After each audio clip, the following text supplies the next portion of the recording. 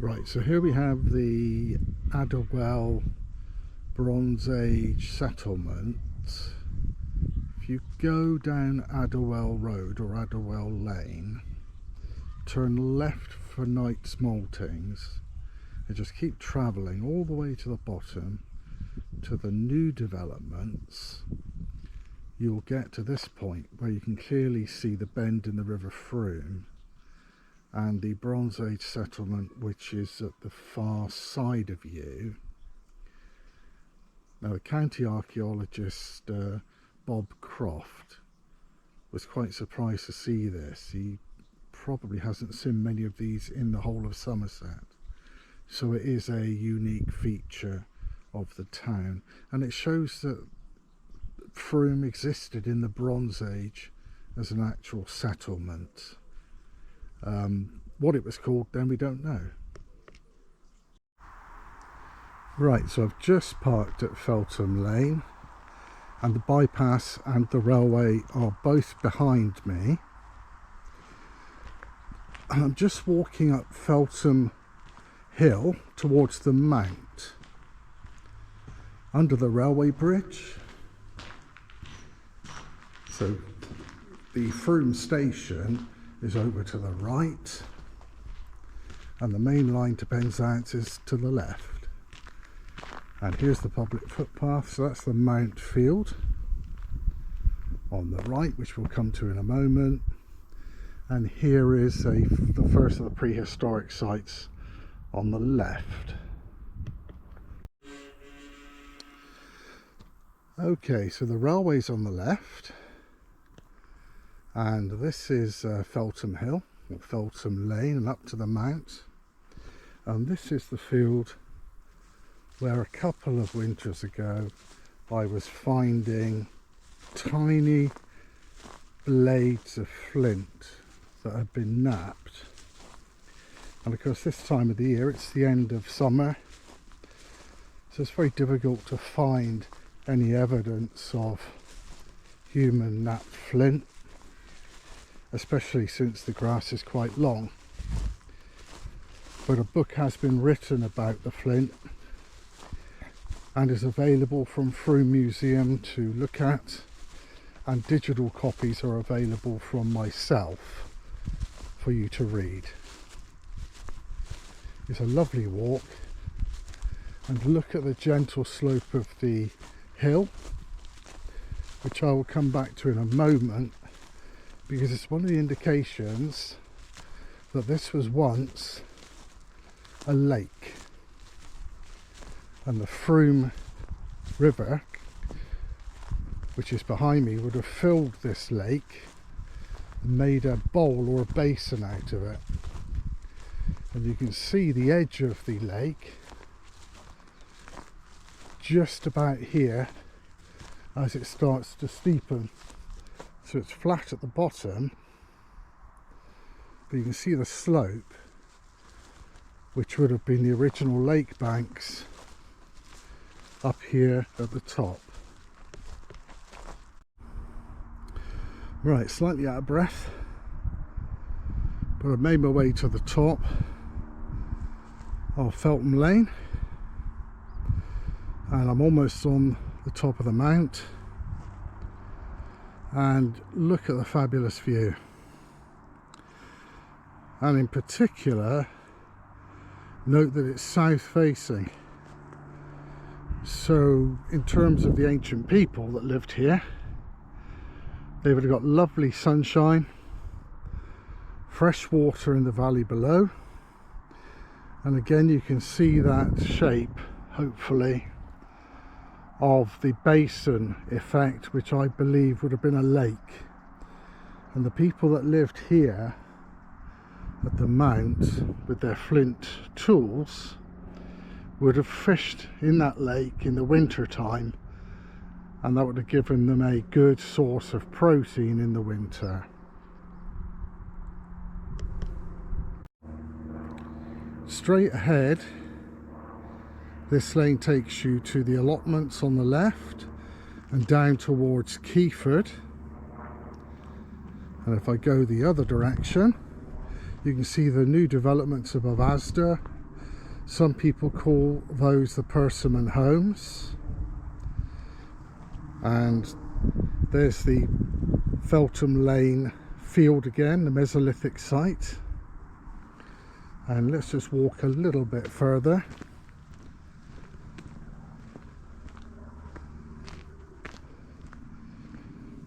That's the lane that takes us up to the Mount and the Mount Estate.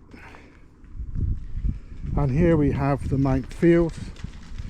And we have a couple of cyclists having a lovely day out, going back to the mountain, back into Frome. There we are, so there's the Mount Estate. There's the lane that we've just walked down part of. There's the housing estate above Asda.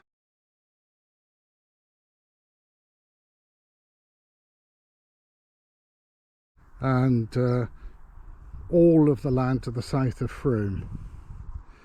And you can't see it yet, but the River Frome is in the valley just below us. Now, whilst we're walking along and enjoying the lovely views towards Clay Hill and of course Warminster, Chapman's Lade and the estate above Asda supermarket, it doesn't look like anything important is going to happen. It's a lovely field. It's a wonderful location. On the Heritage Environment Record, these fields were once occupied in the Middle Ages. There were strip field systems where people would live up on the top here, and they would have a strip of land right the way down to the river in the bottom. Just filming the train there. Westbury to Exeter and Penzance. So it shows you where we are. I'll continue.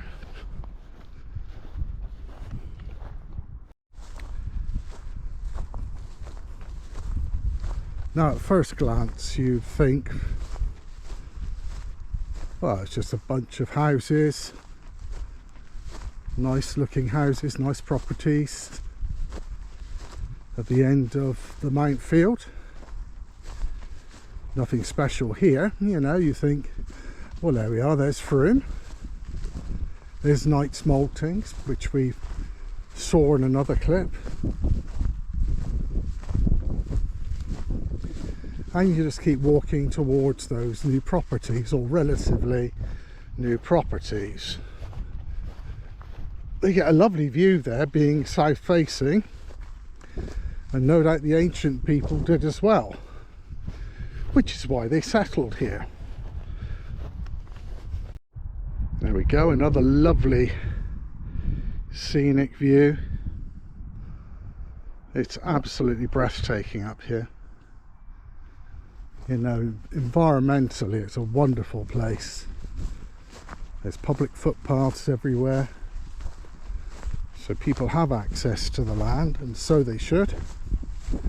They can have picnics, meet their friends, talk about things that worry them, and you know, the cost of living crisis and everything is a big worry. So you can come up here and literally forget about all those concerns. And we need places for people's mental health and well-being.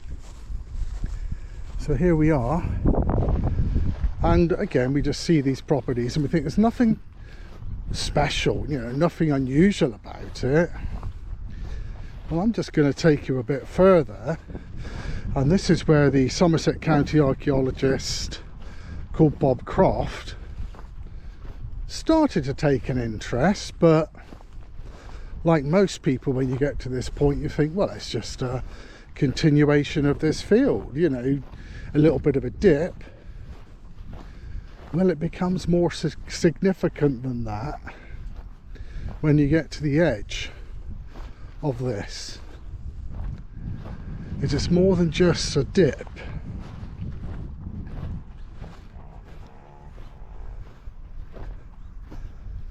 Here we go. Now this, in the summertime, is not as visible as in the winter, but this is a remarkable feature. And Bob asked the question, is that a wet valley? Meaning, is there a river down there? Well, yes, there is. It's the River Frome. And it goes in a circle, and immediately, this is when he said, well, Andrew, this is a site of a Bronze Age settlement. And, you know, this could be one of the few Bronze Age settlements in the whole of Somerset. And he asked the question, well, did they develop these properties before the 1980s? Because obviously that's when the planning rules changed. You know, we're so lucky to have this. And many bronze artefacts have been found in this field. Not coins, of course, but actual prehistoric bronze artifacts. And this is the Mount Field that we talk about. And this is really quite something. It's a very special place. It's unique in the whole of Somerset. And we're just building on all this. We know that there are medieval field systems here. They're already on the Heritage Environment Record. We've got to be very careful what decisions we make. His junior archaeologist, meaning Bob Croft's junior archaeologist, he said that when they were doing the archaeological digs at this site, the Persimmon site, said there was remains of what they thought was a roundhouse. And I said, well, how old's that? Tell me the story. He said, well, it could be Neolithic. Well, that's going back thousands of years. What, 4000 BC? Just built on it. Why not leave the foundations? Why not even try to reconstruct what it might have looked like? And put a sign up and say, look, here it is. This is what we thought was once a roundhouse here. You know, that would be sufficient, but they just build on top. And it just goes to show we're not really interested in people's future. We're not really interested in learning that Frome is not just a Saxon town. In fact, the Saxons inherited it from the Romans, who inherited it from the Celts. Because it's the Celts that brought the Bronze Age to Britain with their knowledge of metalwork. And many of them interbred with the Neolithic people before them. But, you know, it is the Celtic people from places like the Ukraine that settled this far over and brought knowledge of metalworking. And the copper came from the Great Orme in North Wales, and it was brought down here. And the tin came from Cornwall to ports in Poole, Dorset, and was transported up country via places like this, because there is a road from Poole Harbour all the way through to here, and people call it the Roman Road. It's not the Roman Road. It's not a Roman road, you know. It was probably developed by the Celts to transport metal ingots to places like Frome, where it was converted to bronze.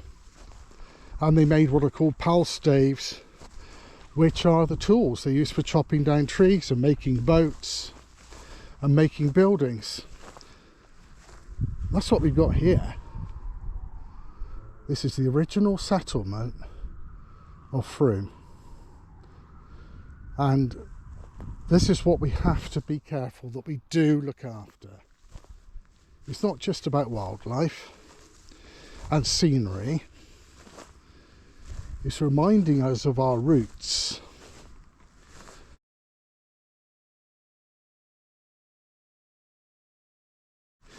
In the warmer periods, and in the cold periods we had to migrate out. So a succession of different people arriving in Britain and then having to leave because of the extreme cold of the glaciations of the last million years. It just so happens we're going through a nice prolonged warm period where we're able to stay.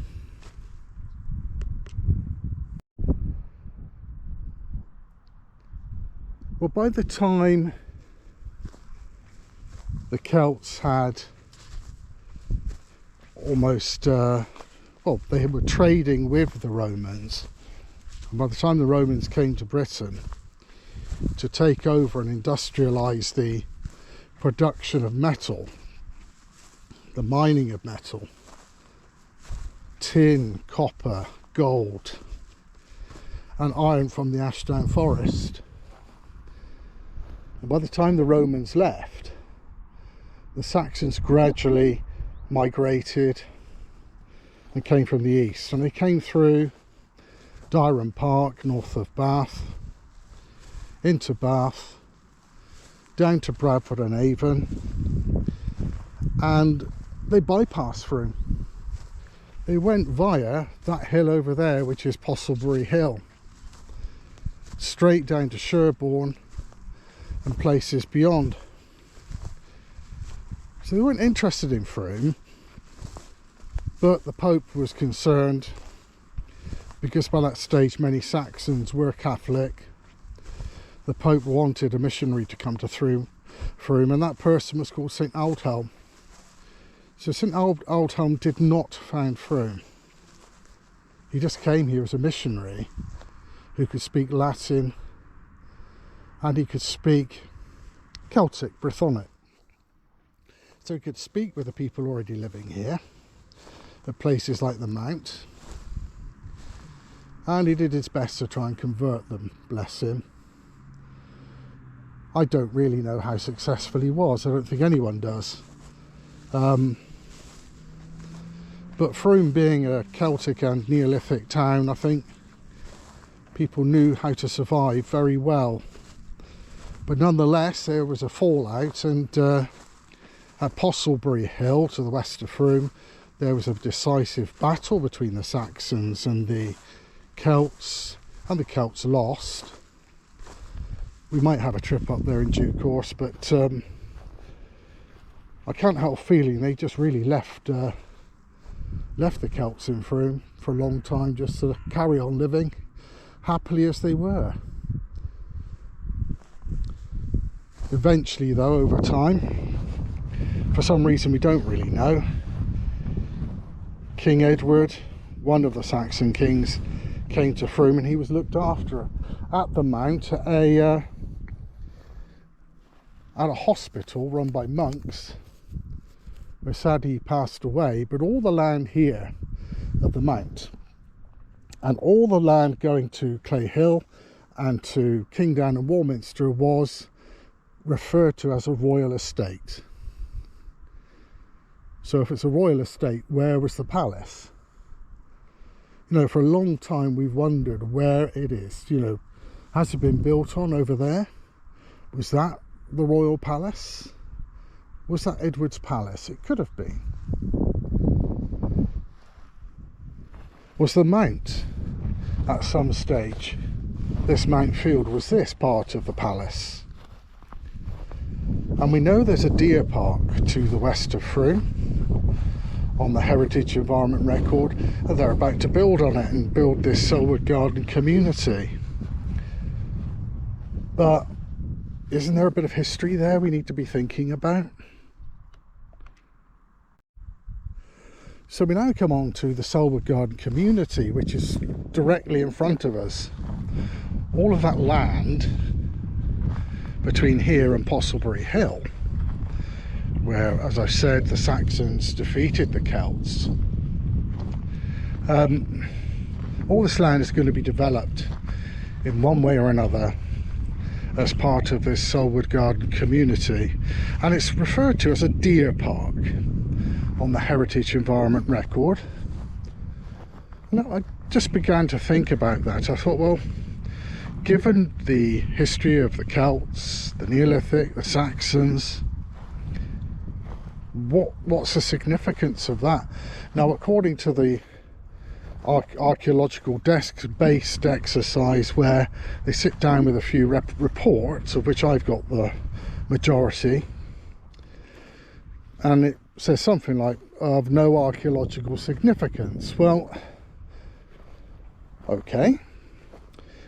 a deer park might sound like that. But what was it in reality? Was it attached to a royal manor?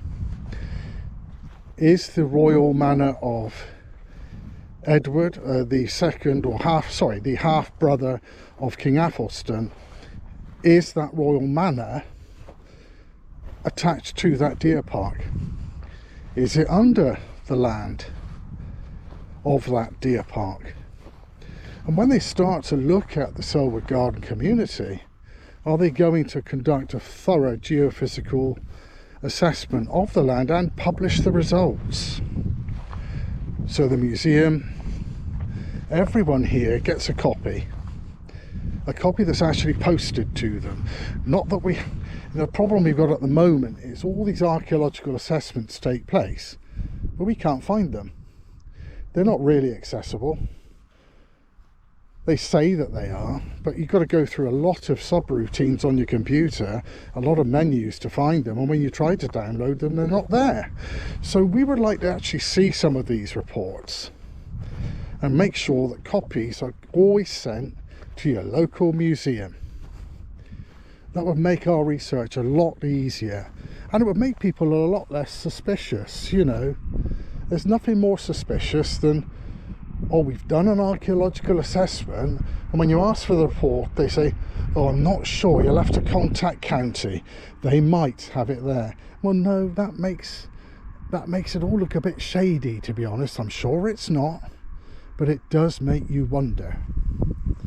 So no matter what goes on with the land, it would be fabulous to have a thorough investigation into what this deer park actually was, and if there is anything buried underneath. Right, so just to the south of the Mount Field where we've just been is this lane, which connects with a whole series of other trackways that traverse north, south, through ancient Britain, and it links up with the east-west trackways going from Stonehenge and across the Wiltshire Downs, Salisbury Plain, right the way across to Cheddar, you know, Wookey Hole and beyond, even Wales. But this particular lane has been researched by Michael McGarvey, who is a Fellow of the Royal Society of Antiquaries, and Eunice Overend, and they've published a lot of work about this lane.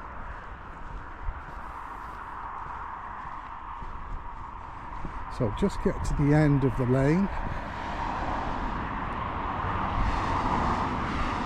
As you can see, it's a very busy road even today, going to Warminster, and hopefully somewhere I should see a sign for it, which I can't at the moment. But this is the famous Friggle Street, and Friggle Street connected all the way down to Poole Harbour in Dorset, and it came to Frome. And these were people travelling up Friggle Street approximately 3000 BC, and they brought tin with them, and the tin travelled all the way from Cornwall, where it was mined,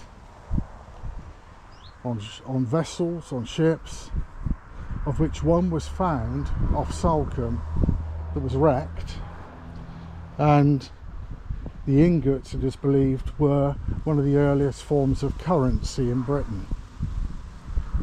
So why would they have a road going from Poole Harbour and Hengitsbury Head, where the tin was smelted with the copper, going up country? And the only conclusion I can think of is this is where the trade took place.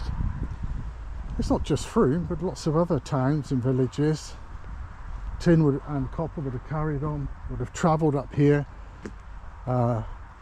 Fabricated tools would have travelled up here in exchange for food. So Frome would have been a place where food was, you know, sheep in particular farmed, grain, and in exchange for that they'd have got bronze tools.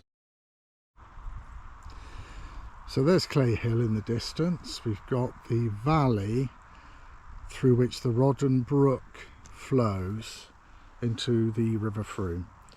Over to the right there would be the Mount Field, which we can't quite see. In front of us in the horizon is Postlebury Hill, where the Saxons defeated the Celts and kept the Celts hemmed in at Frome. There's Hans Farm, and in the gap between Hans Farm and Maiden Bradley Knoll, in the middle there, is where Friggle Street came up from the south coast, Hengitsbury Head, which is Bournemouth and Poole, and it came up through this land, through this valley, and it eventually linked up almost where those pylons are going, right the way up further north to Bath and places beyond. And this here is the site of a significant Romano-British settlement right here on this land. So these fields would have been occupied by people before the Roman occupation and after the Roman occupation, but again well before the Saxons turned up. Perhaps was settled by the Celts at 2000 BC, at a time when they were exchanging metal ingots of tin, copper, bronze tools which they fashioned from the tin and the copper, and of course the advancement of agriculture